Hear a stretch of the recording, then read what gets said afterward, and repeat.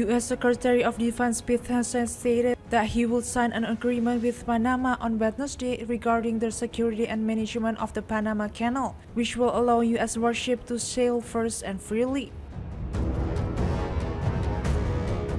This statement clarified a point from a joint declaration made a day earlier by both countries, in which they agreed to seek ways to reimburse the U.S. for the costs associated with using the canal.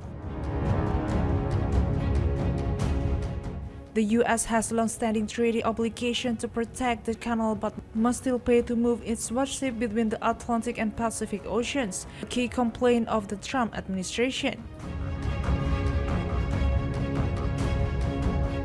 Trump has repeatedly argued that the U.S. is overcharged for its use of the canal and has accused China of having undue influence over its operation.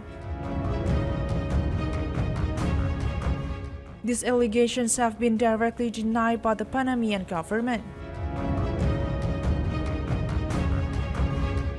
On Wednesday, Hegseth again shifted attention to China's presence in the Western Hemisphere, just one day after calling China a threat to the Panama Canal, a comment that provoked a sharp response from Beijing.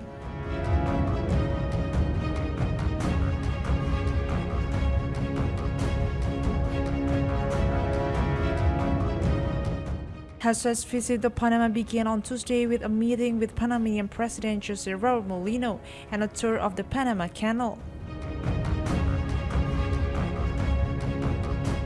However, both governments still appear to differ on the issues of respecting Panama's sovereignty over the canal.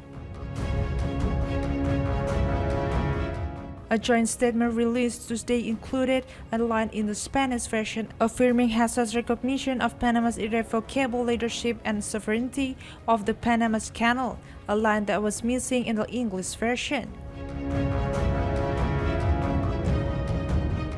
Panama's Defense Minister Frank Abrego stated Wednesday that Hegseth had personally acknowledged the sovereignty during his private meeting with President Mulino.